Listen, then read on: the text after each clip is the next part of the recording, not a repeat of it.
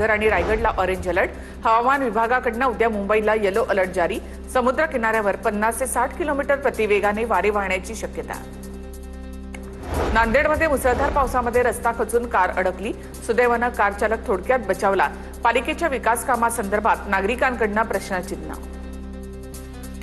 आषाढी यात्रेमध्ये यंदा पंढरपुरातील विठ्ठल मंदिरामध्ये 8 कोटी 92 लाखांचं उत्पन्न। मात्र गेल्या वर्षीच्या तुलनेमध्ये या उत्पन्नामध्ये 1 कोटी 91 लाखांची घट। रोख देणगी, सोनं, चांदीच्या दागिन्यांच्या स्वरूपात मंदिरामध्ये दान। आरोग्यमंत्र्यांच्या जिल्ह्यामध्ये गर्भपातासंदर्भात मोठी कारवाई। कोल्हापूरच्या कदमवाडीमधील प्रतिमा रुग्णालयामध्ये अवैध गर्भपात सुरू होते।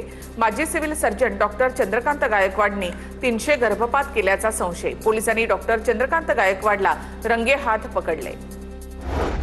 पुण्यामधील शिक्षण मंडळाच्या कार्यालयामध्ये शिवसेनेचं आंदोलन। शिक्षण खात्यामधून फाईल गायब झाल्याचा आरोप।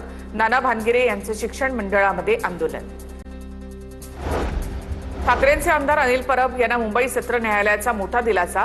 पालिका अभियंत्याला मारहाण प्रकरणी अनिल परबांची निर्दोष मुक्तता। जून 2023 मध्ये वांद्रे पूर्वेची ठाकरेंची शाखा पडल्यावरून अभियंत्याला मारहाण झाली होती।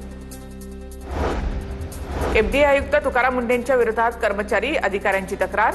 छत्रपती संभाजीनगरच्या एफडीए प्रयोगशाळेमध्ये सर्व काही आलबेल नसल्याचं समोर। तुकाराम मुंढेंच्या कार्यपद्धतीवर 29 अधिकारी कर्मचाऱ्यांचा आक्षेप। आयुक्त तुकाराम मुंढेंची मंत्री नरहरी झिरवाळ यांच्याकडे तक्रार।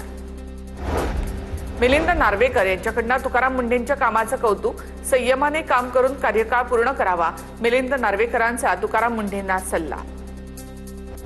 आणि